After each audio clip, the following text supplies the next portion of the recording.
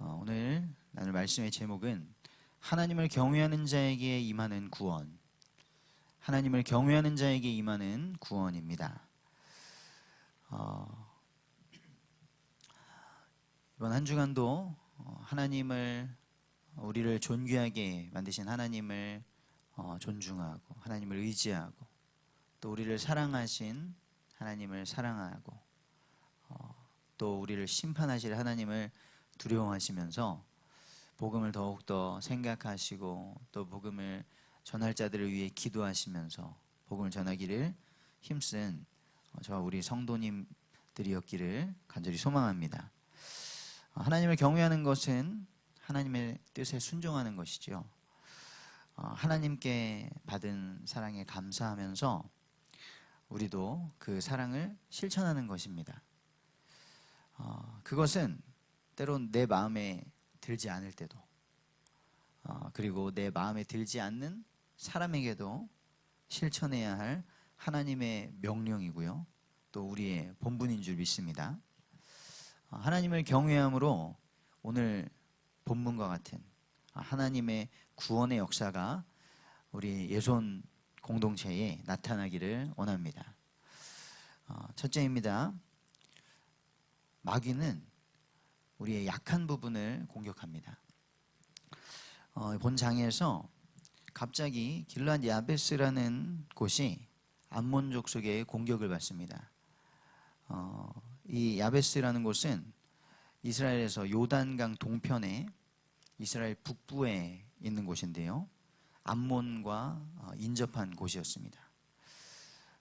참고로 말씀드리면 암몬은 아브라함의 조카 롯, 그 롯이 소돔과 고모라에 살다가 멸망당하죠. 소돔과 고모라가 거기서 도망 나올 때 딸들의 남편들, 사위들은 말을 듣지 않고 거기서 다 죽습니다. 그리고 롯의 아내는 돌아봤다가 소금 기둥이 되죠.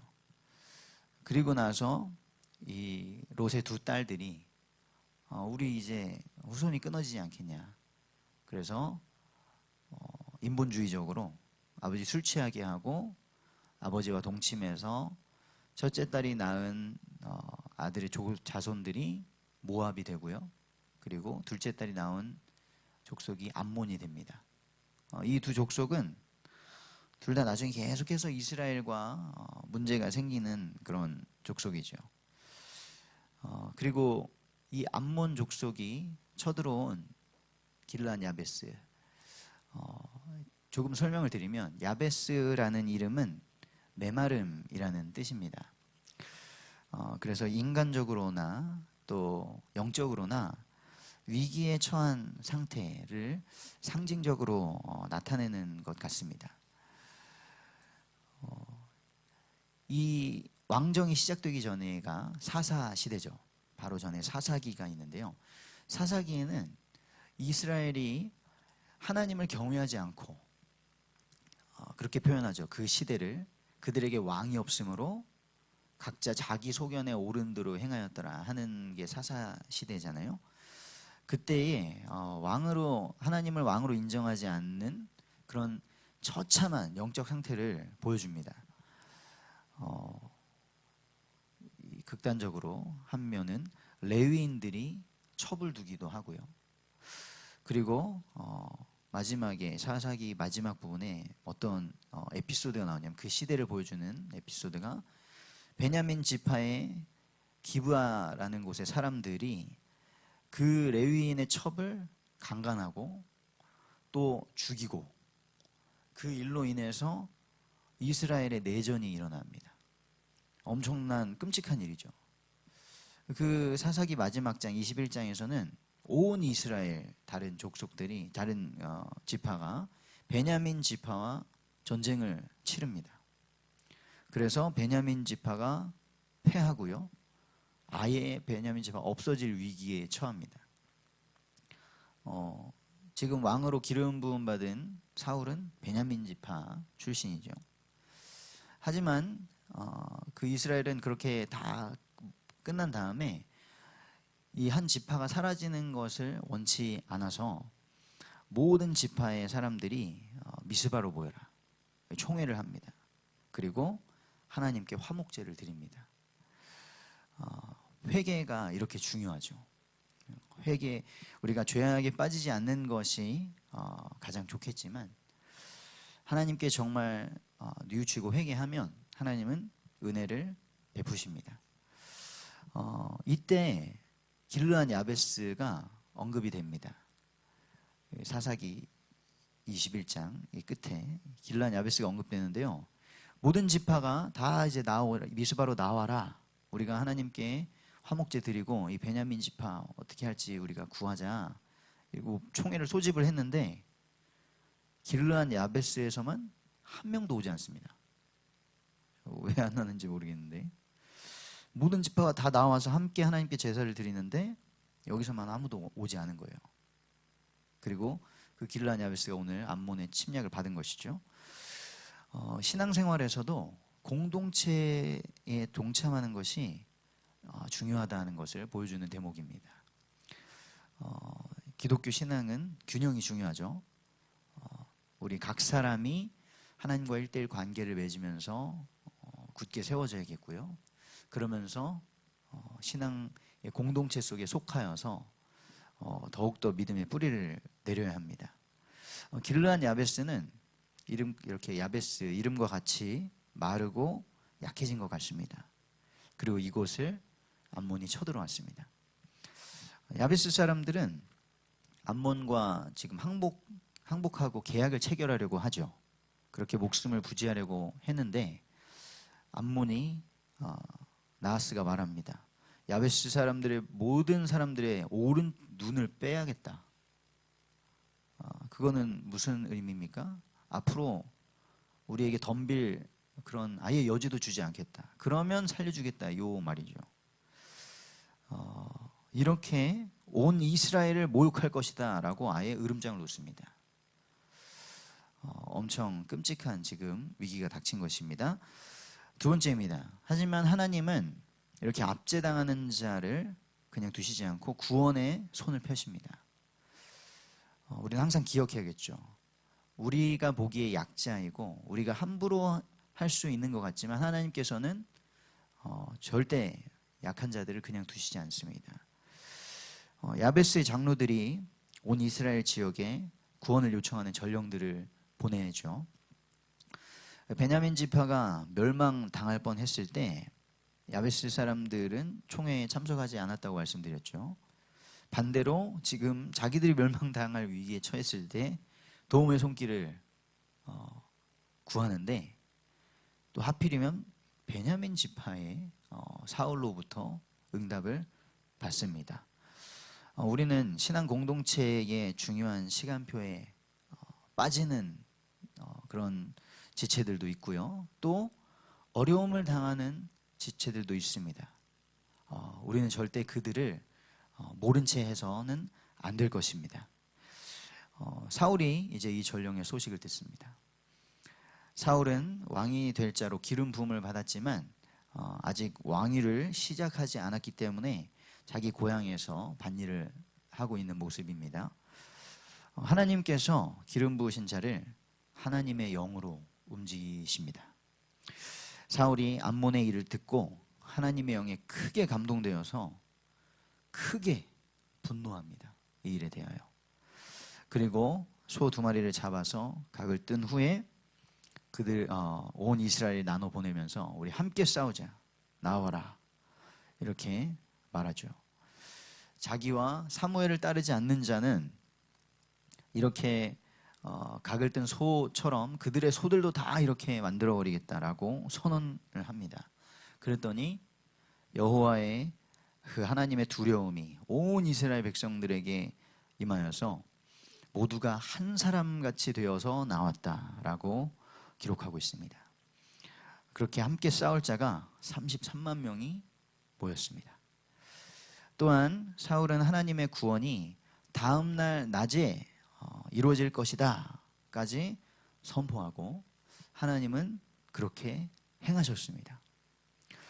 마치 한마디도 땅에 떨어지지 않았던 사무엘과 같은 그런 일들이 일어나는 것이죠.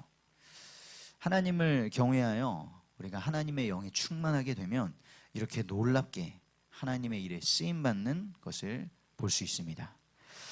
세 번째입니다. 하나님을 경외하는 자는 겸손하고 그리고 하나님께 영광을 돌립니다.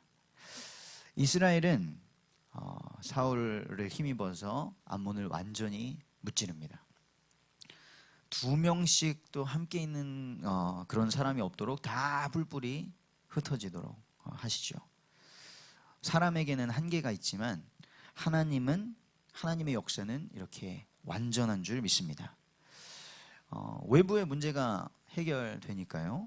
이제 내부에서 전에 바로 이 14장 마지막 절에 사울이 기름 부음을 받고 다 했는데 사울이 무슨 우리를 구원하겠냐 이렇게 따졌던 사람들이 있었잖아요. 그 사람을 인정하지 않았던 사람들을 찾아서 처단하자 이런 목소리가 나옵니다.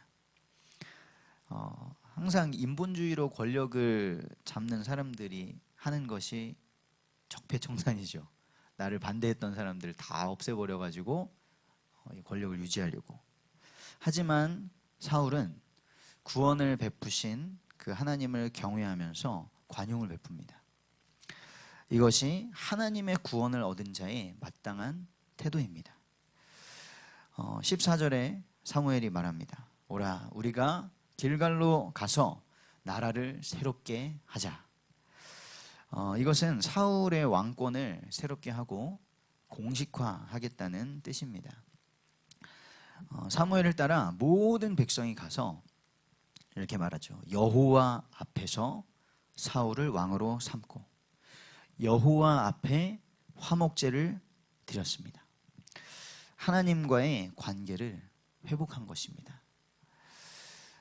천지를 창조하신 하나님은 이렇게 한 사람을 왕으로 세우시는 것도 하나님의 계획과 섭리에 따라서 완벽하게 행하십니다. 우리가 해야 될 것은 무엇입니까? 우리가 할 것은 하나님을 경외하고 하나님을 예배하고 하나님을 기뻐하는 것입니다. 그때에 하나님께서는 우리의 교회와 우리의 가정과 또 우리의 나라를 새롭게 하실 것입니다. 결론입니다. 정리하겠습니다. 마귀는 우리의 약한 부분을 공격합니다. 길르앗 야베스처럼 이렇게 자신의 신앙을 함께하지 않고 세우지 않고 연약해지고 메말라지면 반드시 그곳을 파고들게 되어 있습니다. 이런 빈틈을 마귀는 공격하는 것이죠. 그래서 우리는 하나님의 은혜가 필요한 자임을 인정하고 항상 하나님께 나아가고 또 하나님께서 허락하신 신앙의 공동체 속에서 믿음을 견고히 해야겠습니다. 하지만 하나님께서는 반드시 약한 자를 돌아보시고 기도에 응답하시고 구원의 손을 내미십니다. 그리고 하나님의 구원을 받은 하나님을 경외하는 자는 이렇게 겸손함과 관용으로 하나님의 뜻을 이루어가는 것이죠. 그래서 오늘 말씀을 생각하시면서 이렇게 적용해 봤으면 좋겠습니다. 첫째는 우리 개인의 영적 상태를 점검하는 것입니다. 혹시 지금 나는 야베스처럼 교회에 하나님께서 허락하신 신앙 공동체에서 뿌리내리지 않고 지금 나의 영적인 상태가 메말라지고 있지는 않은가 우리가 점검해 보기를 원합니다. 그리고 하나님 앞에 회개할 것들을 회개하고 우리가 새롭게 할 것들을 새롭게 하면서 우리의 믿음을 회복하고 견고하게 하기를 원합니다. 두 번째는 그 신앙의 공동체 안에서 우리가 해야 될 것이 무엇입니까? 함께 영적 싸움을 싸워가는 것입니다. 하나님의 말씀을 듣고 하나님께서 주신 은혜를 나누고 기도 제목도 나누고 그렇게 해서 우리가 함께 신앙을 세워가는 것입니다. 혹시 누군가가 지금 어려움을 당하는 시간표에 있다면 인간적으로는 제 안에서 죄악된 생각들이 일어납니다. 그러니까 좀 예배에 빠지지 좀 말고 기도의 자리에 빠지지 좀 말고 하지. 저의 죄악된 생각으로는 그러는데 하나님께서는 이렇게 하나님의 말씀을 대할 때마다 또 함께 기도하는 자리에 나올 때마다 저의 마음을 새롭게 하시고 저를 돌아보게 하시는 거죠. 정유한, 네가 믿음이 좋았냐? 네가 언제 그렇게 기도를 했냐? 하나님 죄송합니다. 하나님 더욱더 기도하겠습니다. 우리 모든 성도님들의 마음이 열리고 함께 세워지도록 기도하겠습니다. 그렇게 결단하게 합니다. 우리 모두가 하나님께서 허락하신 이 교회 공동체 안에서 믿음이 견고해지기를 원합니다. 그리고 사울과 같이 하나님의 영에 감동되어서 하나님께서 하시는 말씀에, 하나님의 뜻에 민감하게 반응하고 순종하기를 원합니다. 그때 하나님께서 구원의 역사를 어떻게 행하실지 우리에게 알려주시고 그 일을 우리를 통해 이루어가실 줄 믿습니다. 그리고 마지막에 하나님께서 우리에게 응답하실 때에 모든 영광을 하나님께 돌리시기 바랍니다. 작은 것이든 큰 응답이든 성진이 같은 이런 생명이 살아나는 응답을 주시든 아니면 오늘 작은 우리의 어려움을 하나님께서 시원하게 하시면서 응답해 주시든 모든 영광을 하나님께 돌려드리기를 원합니다. 우리가 이렇게 하나님을 경외함으로 하나님을 예배하고 하나 될 때에 하나님께서는 새롭게 하나님의 구원의 역사를 이루어 가실 줄 믿습니다. 그 응답을 받는 우리 모든 성도님 되시기를 주님의 이름으로 축복합니다.